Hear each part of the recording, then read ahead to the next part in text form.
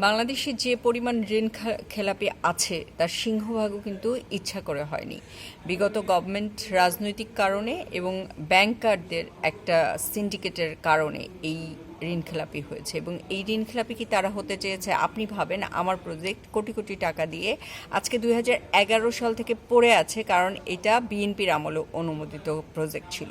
আমার ওখানে কত কর্মসংস্থান হতো? কমপক্ষে দৈনিক 5 থেকে 600 লোকের কর্মসংস্থান হতো। এর সাথে প্রায় কয়েক হাজার কৃষকের ভাগ্য জড়িত ছিল এবং ওই এলাকার ইকোনমি চেঞ্জ হয়ে যেত। প্যারালালি গভর্নমেন্ট কিন্তু ট্যাক্স পেত, গভর্নমেন্ট বিদ্যুৎ বিল পেত এবং গভর্নমেন্ট আমার যে লেনদেন হতো, আর্থিক লেনদেন হতো, ব্যাংক লাভবান হতো। ব্যাংক লাভবান হওয়ার মধ্য দিয়ে গভর্নমেন্টও লাভবান হতো। এখন কোশ্চেন হচ্ছে, এই যে কর্মসংস্থান হলো না, এই যে গভর্নমেন্ট ট্যাক্সটা পেলো না, এই যে ওই এলাকার উন্নয়ন ব্যাহত হলো এবং আমরা সাফার করলাম, এইটার জন্য এই সরকার কি পদক্ষেপ নেবে? দেখেন, তারেক রহমান সাহেবকে আমি অ্যাপ্রিসিয়েট করি যে উনি ঋণ খেলাপির বিষয়টা পরিপূর্ণভাবে বুঝতে পেরেছেন, ডিটেলিংয়ে বুঝতে পেরেছেন যে কিভাবে করেছে। এটা হয়তো উনি বুঝতে পেরেছেন কারণ ওনার দলের মধ্যে অনেকেই সাফারিংসে ছিলেন, উনি এই সাফারিংসটা জানেন। উনি অনেককে নমিনেশন দিতে পারেননি বিকজ অফ তারা ঋণ খেলাপি, এবং যে পরিমাণ টাকার ঋণ খেলাপি হয়েছে সেইটা শোধ করা ওভার দ্য নাইট সম্ভব না।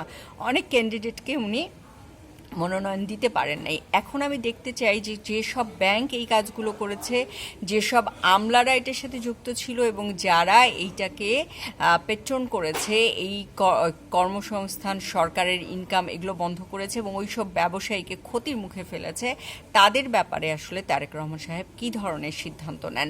এবং বাংলাদেশে আইন এমনভাবে করা, আমরা যেমন আমাদের ফ্যামিলি, আমি বহুবার বলছি যে যদি বাংলাদেশে আইন ন্যূনতম আমাকে সাপোর্ট করতো, আমি ডেফিনেটলি আইনের আশ্রয় নিতাম। আমাদের প্রজেক্টে এতটুক পরিমাণ চুল পরিমাণ বিচ্যুতি আমাদের দিক থেকে হয় নাই।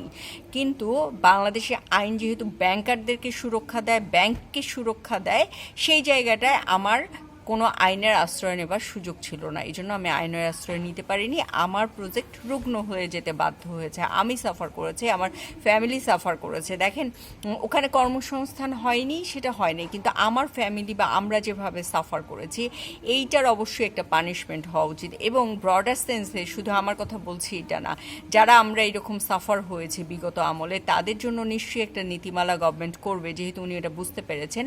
একই সাথে এগুলোর সাথে যারা যুক্ত ছিল তাদেরও শাস্তির ব্যবস্থা করতে হবে, পানিশমেন্টের ব্যবস্থা করতে হবে।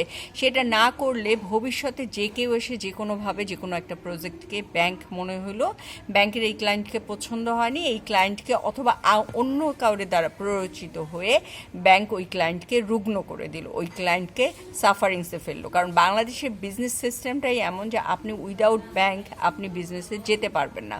সো আমার কাছে মনে হয় যে শুধুমাত্র যারা সাফার করেছে বিগত 15-16 বছরে, তাদের জন্যই শুধু হচ্ছে, তাদের সাফারিংসটা কমানোর জন্যই নীতিমালা না, প্যারালালি যারা এইটার সাথে যুক্ত ছিল তাদেরকেও শাস্তির আওতায় আনতে হবে, যাতে ভবিষ্যতে এই ধরনের কর্মকাণ্ড আর না ঘটে।